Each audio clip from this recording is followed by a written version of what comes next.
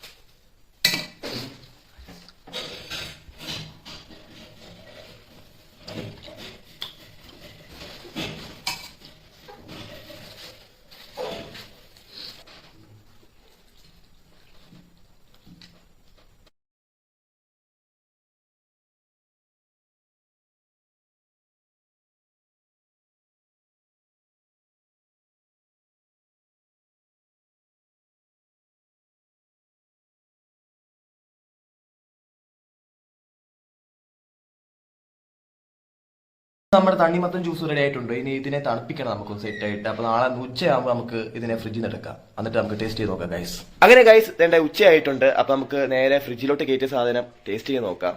അപ്പൊ ഗൈസ് നമ്മുടെ സാധനം സെറ്റ് ആയിട്ടുണ്ട്, നല്ല രീതിയിൽ തണുത്തിട്ടുണ്ട്. നമുക്ക് ഇനി ടേസ്റ്റ് ചെയ്ത് നോക്കാം.